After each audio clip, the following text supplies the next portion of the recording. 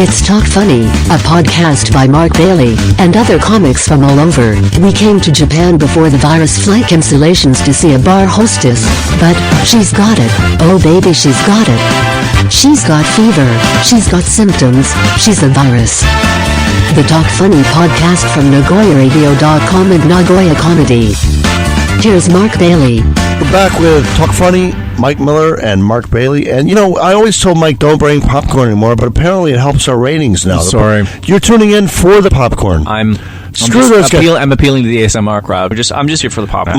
Mike's going to drink some mineral water from a can. That's right. It's called Rich Malt. Let's listen to this. Go ahead. I just can't get into this. Can I get arrested for this? I'm starting to wonder. You were avoiding the microphone when you burped. I think the ASMR idiots would love it if you burped. Perhaps it would burp. Well, I don't have one coming right now, but I'll just wait and it'll come. I got something coming right now. Oh, making loud to the microphone. Hey, you ASMR morons in your stupid basement. Yeah, you know you want it. You know you're allowed to troll.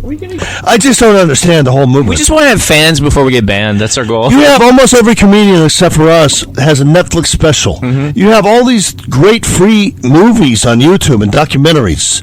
You have HBO. You have Showtime. You have, like I said, Hulu. You have all these channels. You have a Hustler channel. You have free porn. You have legalized pot. Hustler channel. My dear. And you're listening to people's saliva? What is wrong with you idiot millennials? Mike Miller at yahoo.com. We don't care if you're listening to saliva. As long as it's saliva from us in Japan, we're happy. There's a band called Soil in the States, and they sued their record manager because they said that they were treating them like dirt. Oh, dear. And their saliva, they said, we just feel like we're treated like spit, you know. That's right. They treat us like spit. People were spitting on them. Yeah. I have to do this joke. So, first Jewish woman president of the U.S., and her mom's in the front row. It took her a long time to get her mom to come. Her mom said, you're busy. I don't want to bother you. She goes, no, Mom, it's a historic president. I mean, all the press is going to be there. You know, I'm the first woman president, and I'm Jewish, and I'm going to be up there, and they want to talk to you. You know, I don't want to cause problems. But just, Mom, just please sit. I'll sit. I don't want to, but I'll sit. No, Mom, just sit. You sit in the front row. She goes, okay. And reporters might talk to you, so be nice. So a reporter came up and goes, I know who you are. I know who she is, and you must be really proud. And the mother said, I am very, very proud, because you see that woman up there? Her brother's a doctor. U.S. president, meh. Yeah. Doctor, yeah. So I had a lot of businesses. We talked about divorceinjapan.com. Another one was guardfellas.com, but I don't own it anymore. It's owned by a former Mossad guy from Israel.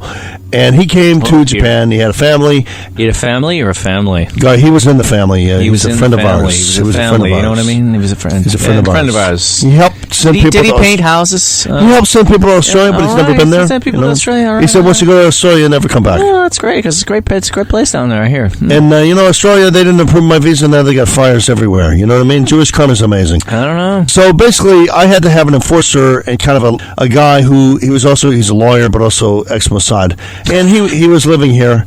Who doesn't want an ex-lawyer? I already said he was Israeli. Everybody's a lawyer. It's a law. It's a law in Israel. You have to be a lawyer. I hired this guy, and what we did was we bullied the bullies. A lot of these were Japanese ex-boyfriends bullying their ex-girlfriends, and so we would find. This is just Mossad 101. Mossad 101. We would find where they work, because you can't go to their house and fight them. You're going to lose. They'll call the cops, and you're a foreigner. Go to their business. You find out where they work. And one of these guys happened to live across from me. So I followed him and his work van, and I tracked him down. Anyway, I'm just the brains behind it. And that's the first mistake. And then I have to have muscle behind it. And I'm not the muscle. So I hired this guy, and he was good at surveillance. He was good at being an enforcer. So this guy, and we call him Abe, I had him on 17 cases. And every time, 17 cases before he left the country. And then he disappeared. He went to Florida. Oh, yeah. That's a great place. Great place. Everyone, he would call me. I kept saying, didn't they tell him the Mossad, like, don't call? They can track these. The guy disappeared, and he called me a minute. Yeah, he's never heard of that. He's never heard of, like, call it, track. So he called me, and I said, be cryptic. He said, that's the agreement we got, but we need payment.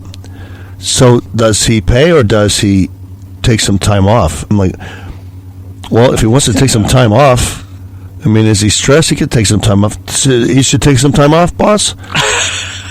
I guess so. I mean, what are we talking about? So he goes, well, I'm gonna strongly suggest he take some time off. And I said, I think a little time off would be good for everybody. And he goes, yeah. I said, let me know how it goes. He goes, well, it'll be fine. He's gonna take some time off. So he calls me 4 days later, and he goes, I had to hire some guys. Can you help me pay? For what? Because the guy took some time off. Where is he? Well, you know where he is. No, I don't know where he is. Oh my God! Hello, Patreon. So he came to my house. He said, I thought that you knew what take time off means. And I said, what does that mean? He goes, we scare the guy. He leaves. He comes back later. He's fine. 17 of these. I had an African guy that went nuts on me for the weddings because he didn't want to go through training, but he wanted to do the wedding. And I still didn't mention where the wedding place was. Trouble coming. He said, I'm not going to be here long enough for training. And I said, well, I can't hire you if I don't train you because then I can endorse you and then you can't work for me. Yeah. Well, why can't I work for you? Because I don't endorse you because you didn't go through my training. You don't know. How would you do a wedding? I said, what are the first 4 lines when you do a wedding in Japanese? What are they? What are they? It's Kikosuki desu. No, that's not it. No. This is a wedding. This is a robbery! I got a robbery story if you remind me. All right, I'll do this quickly. So, he showed up at the wedding place. And there's no wedding there. And he said, where's Mark? I want to see Mark. Where's Mark? He promised me a job, blah, blah. And so they call me, and they said, there's some guy, and does he work for you? And I said, he definitely does not. He refused training. I said, yeah, go ahead and call the police if you want. And they said, well, we don't want to call police.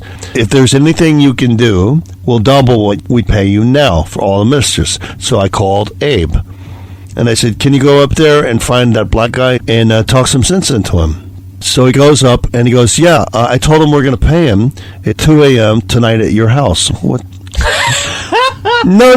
Your job is to de-escalate, but also you deter them from me. Yes. Not draw them to me. Let's take a walk down to the porch, shall we? And then I'll pay you at the porch. He said, don't worry. I got 2 guys. We got baseball bats. There's a weapon. It's kind of like a giant half machete. It's Israeli made. It's half machete, half switchblade. And it is...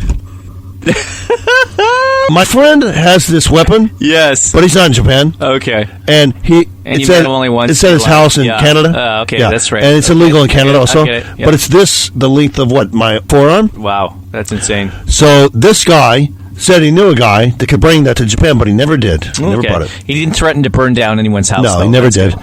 And then so he said, well, anyway, we have protection. And I'm on the phone, and my son is like 7, and he's listening to me talking. So what are they bringing? A machete?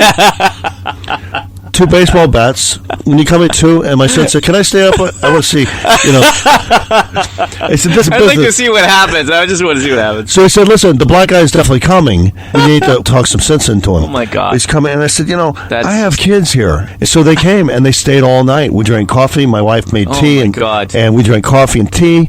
And the guy never showed up. And then we called the guy, and he said, I'm at the airport. Glad he left, So my point was, with the business I ran, I was attempted to be recruited by a certain agency. I wasn't really even proud of the business that we did, so I just don't think it would end well. No, it never ends. We'll talk to you later. It's Mark Bailey, Mike Miller, and Talk Money.